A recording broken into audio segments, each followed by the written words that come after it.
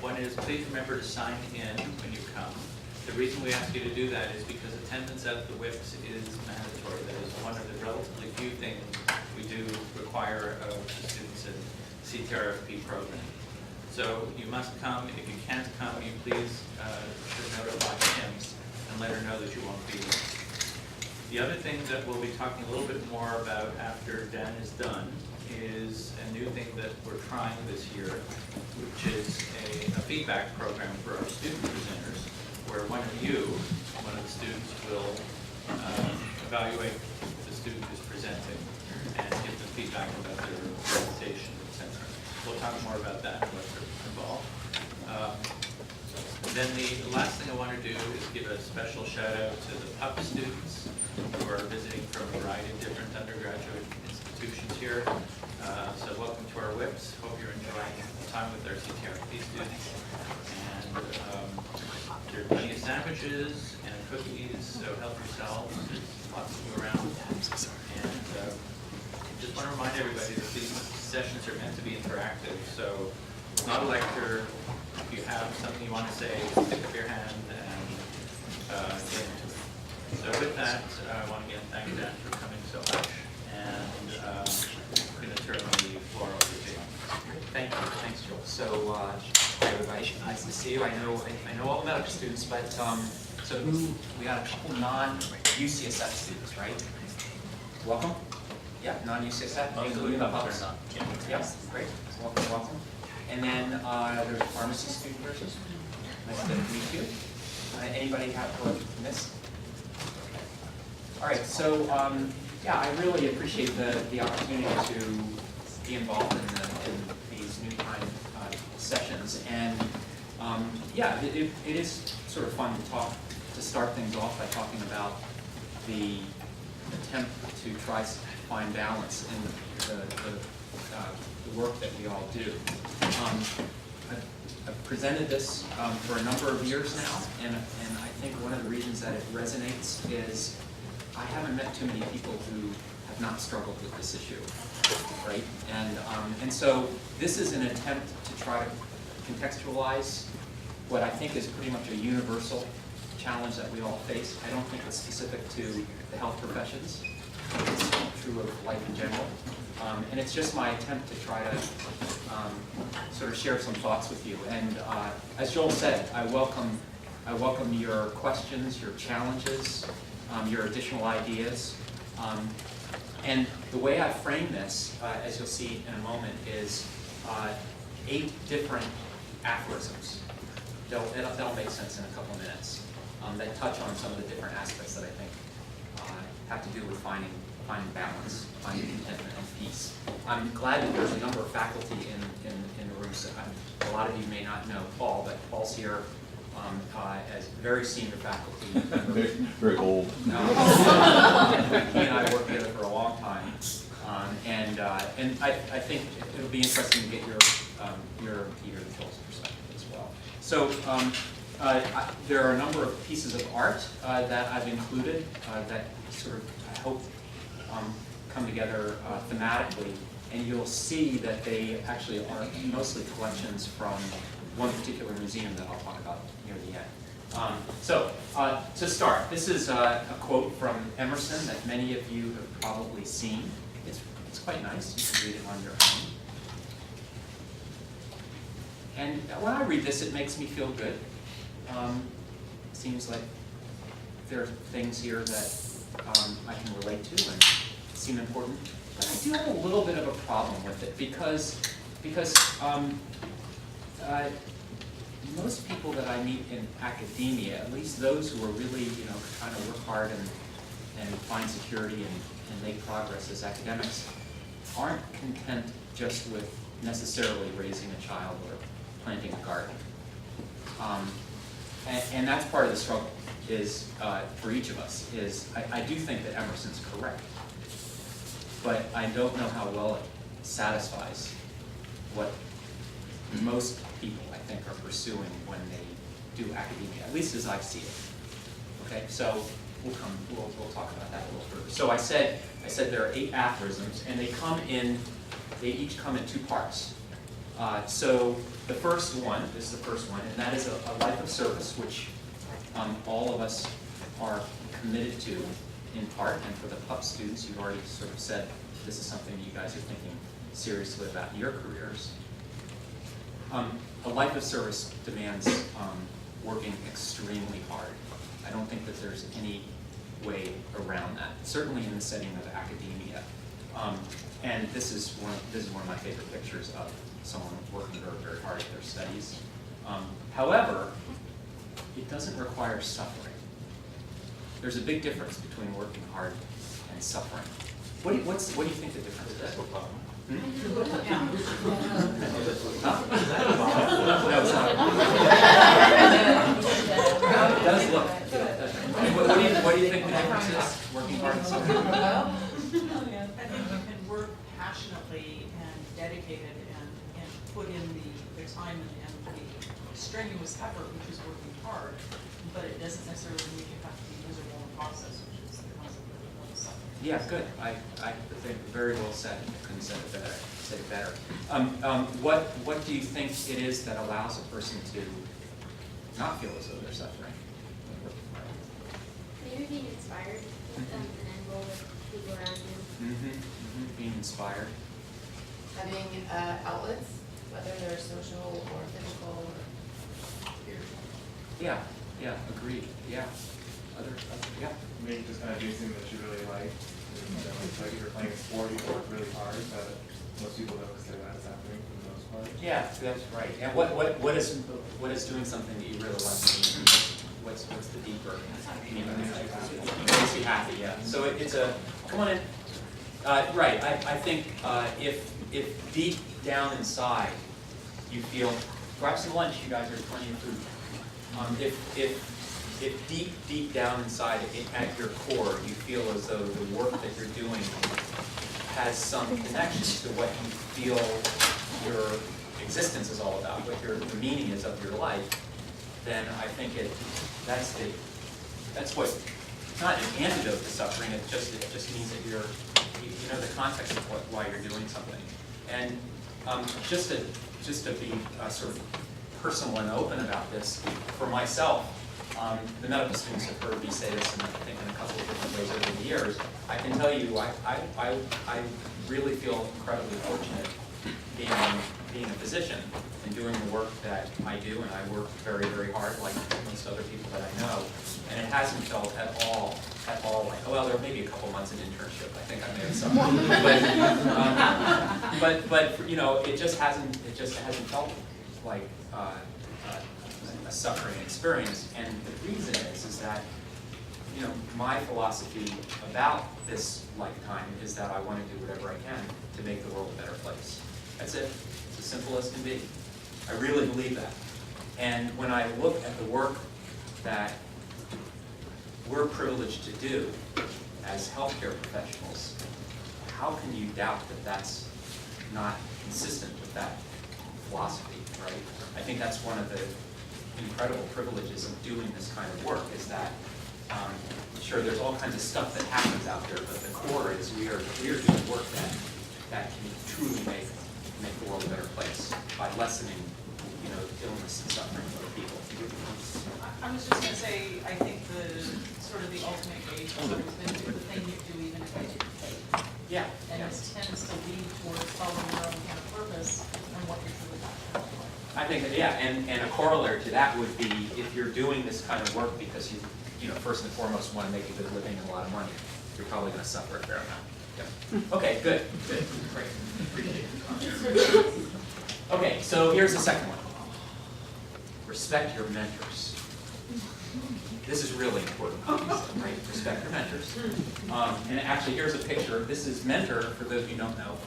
Mentor comes from the Greek person, mentor, who Odysseus asked to watch Odysseus and Calypso's son, Telemachus, while Odysseus went off to fight battles.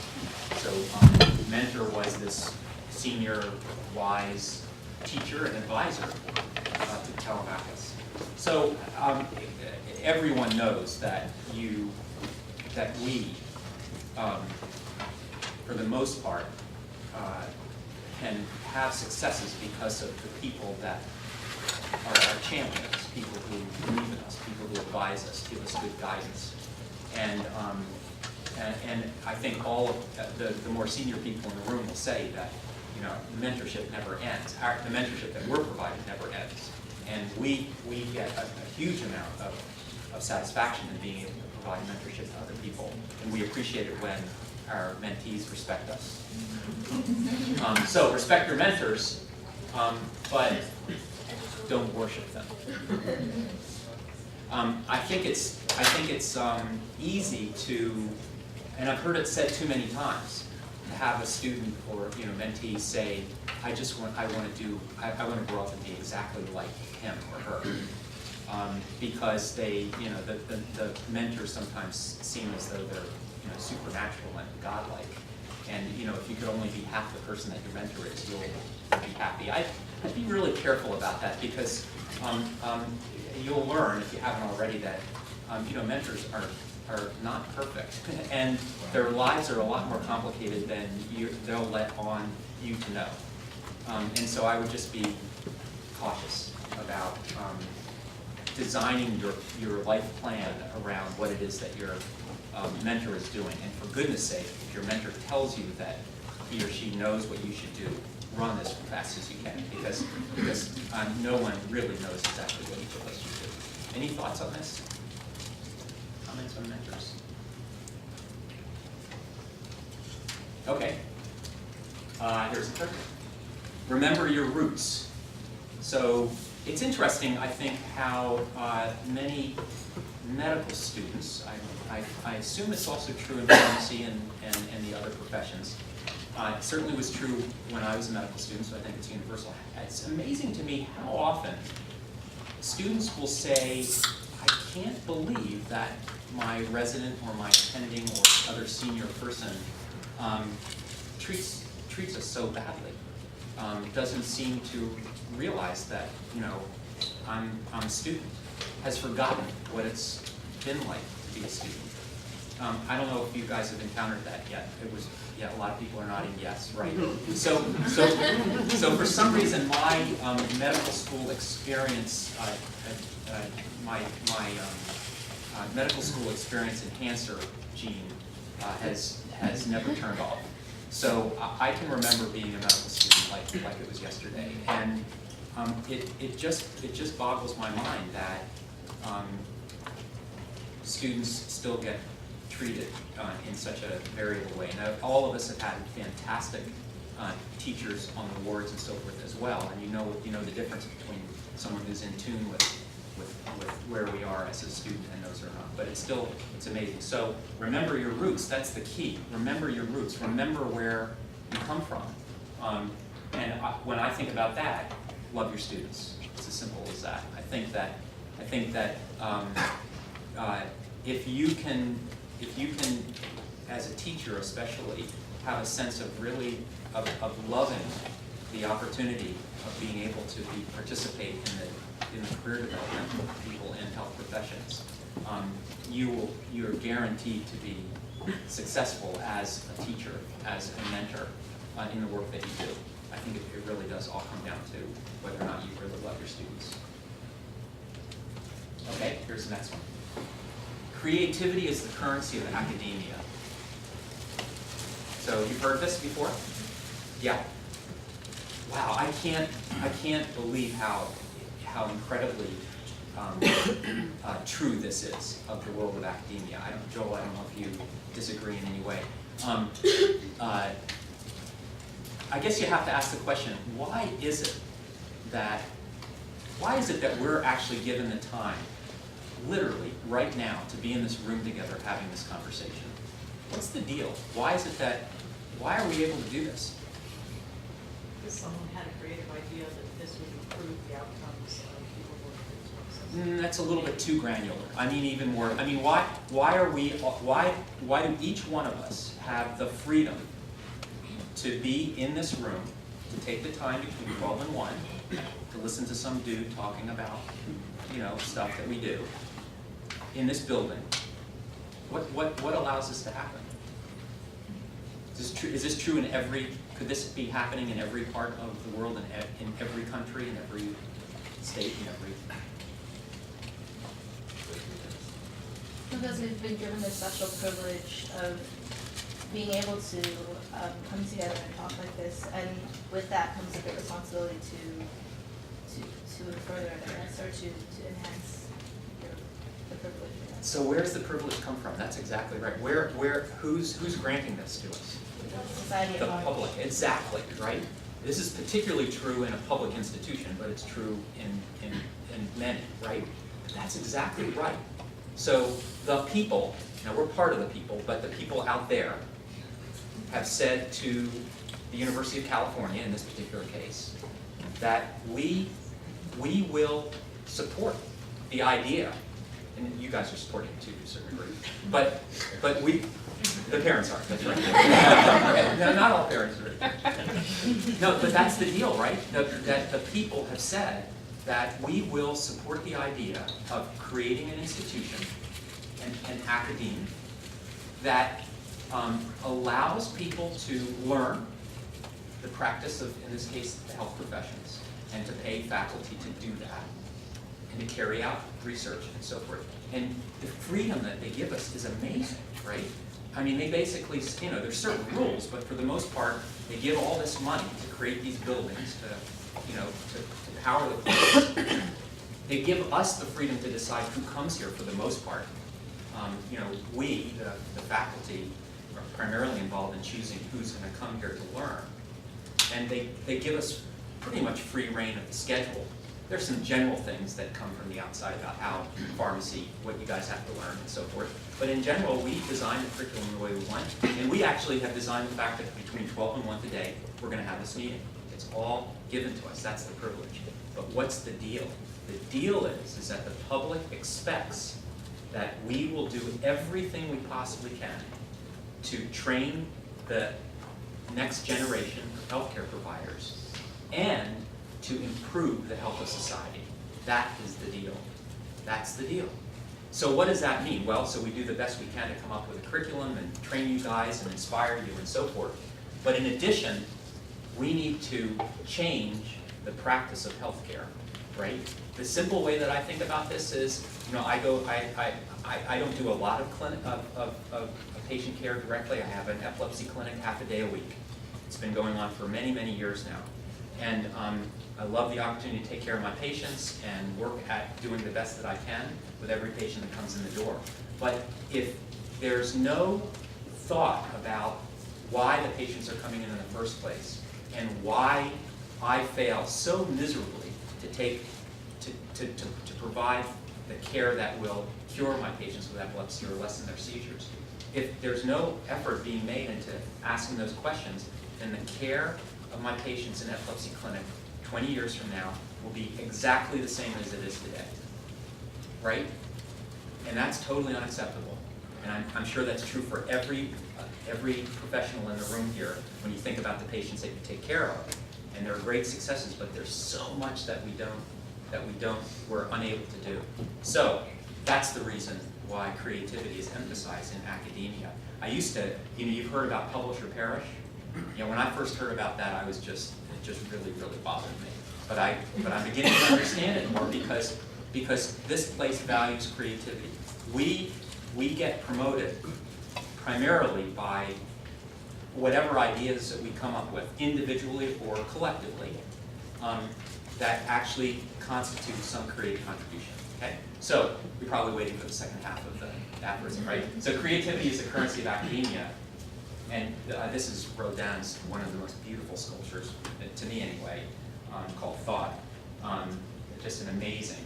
It's a sculpture of his. I think it was his lover Camille, coming out of this stone. Creativity is the currency of academia, as long as it sees the light of day.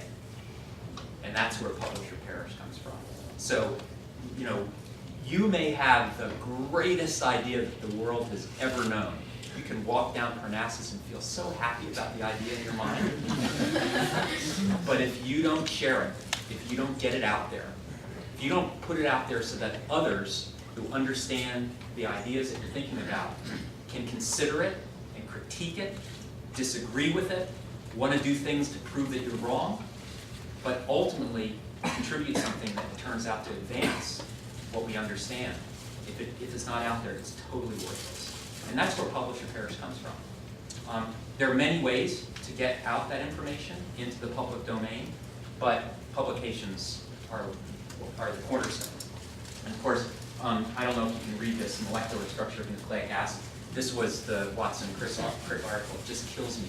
1 page. 1 page. That's it. I mean, this is the end. This is the last paragraph. Yeah, so there you go. Okay? Any questions about that?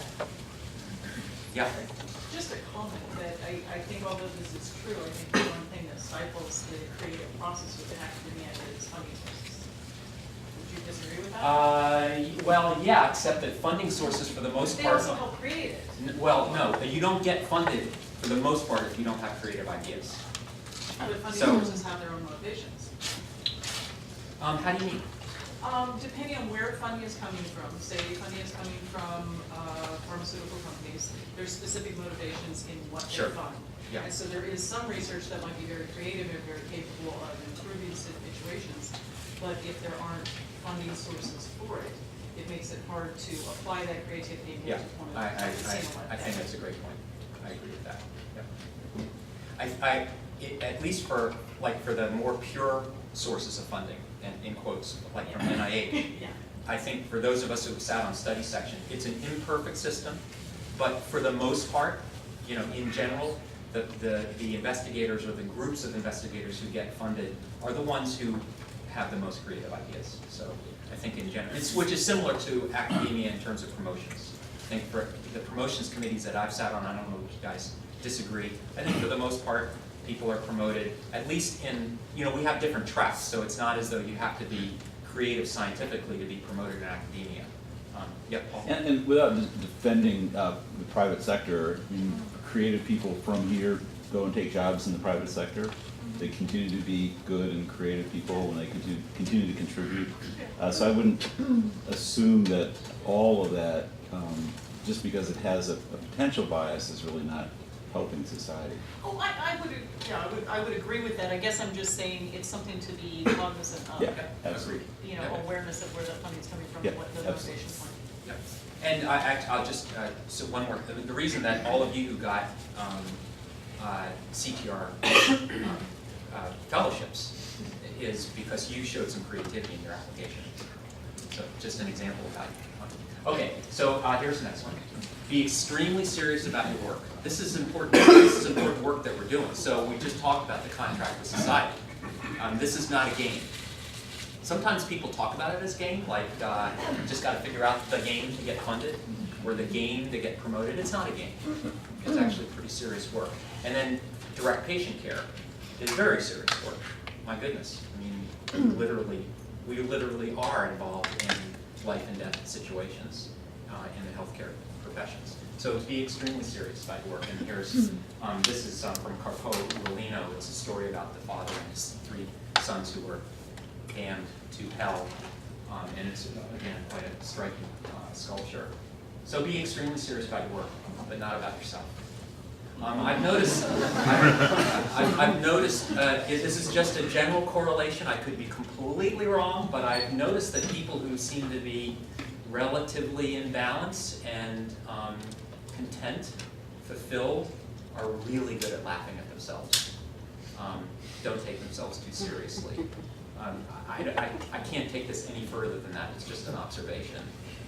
If you can't laugh at yourself, figure out why.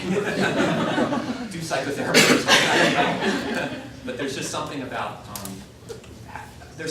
laughter in work. Talking about laughter in the clinical setting itself is a topic worth pursuing in a different time. I've always been bothered by black humor that is directed towards patients. I don't think there's any role for that. But I think there's a great place for the humor that can be found in the clinical setting when it's directed against one another. And in that regard, there's plenty of material to work with. Okay. And actually, for this one, I want to show you. I just have one video clip. a lot of you have probably seen this. This is from Life is Beautiful, La Vita è Bella, which is from Roberto Benigni. It's one of my favorite clips of all time. So let's see if it plays.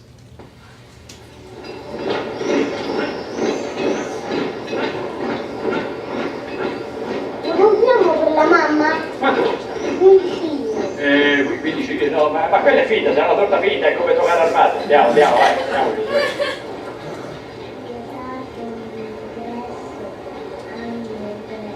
Andiamo, Giosuè, andiamo.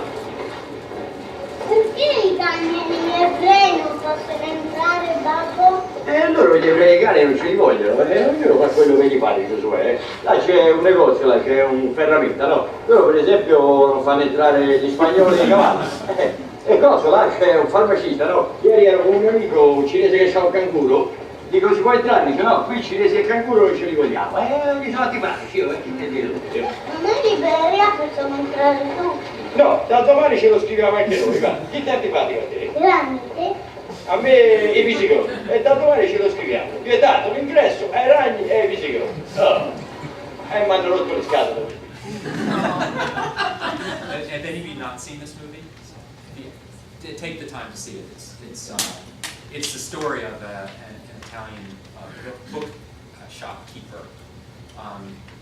It's actually based on, I think, a true part of his life, of Roberto Benigni's life, the actor, who is swept up by the Italian Mussolini and placed into a concentration camp, and he protects his son from the horrors of the concentration camp by making it out to be a game, that they're all part of just some ruse in a game. It's an incredible film, but I think it makes the point that, you know,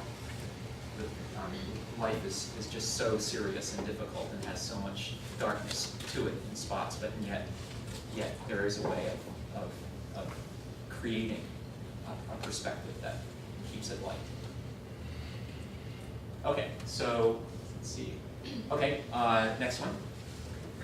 Make the time to be with your family and friends. You're not as important. So here's some pictures of my family, our children, and my wife, Mila, and I. We hiked the John Muir Trail a couple of years ago. Needless to say, I think virtually everybody feels the importance of family and talks about the importance of family. And I've been really lucky because Milo, my wife, we both met while we were both in medical school. She's a physician. She's in internal medicine. We've really arranged our family time together, our lives together, with Milo taking the bulk of the effort to raise our 3 children. There's no question about that. She and I made a decision together that I would be the full-time academic type, and she worked part-time as a doctor, but worked full-time as a mom raising our kids. There are an infinite number of arrangements out there. I think the situation is personal and complicated, and there's no right answer.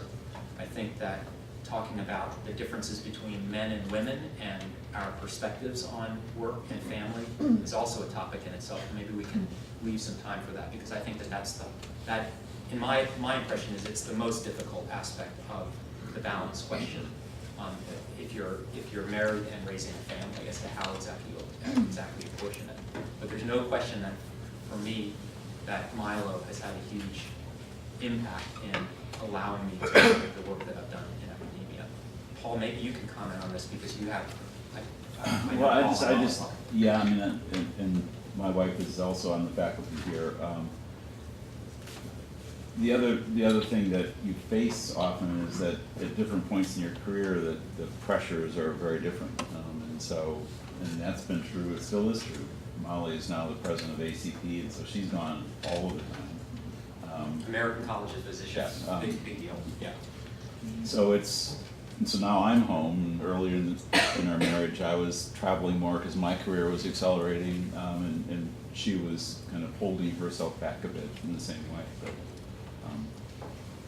But I think that if you keep talking about it with your partners, it can be really healthy.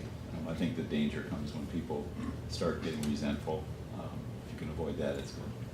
That's so true.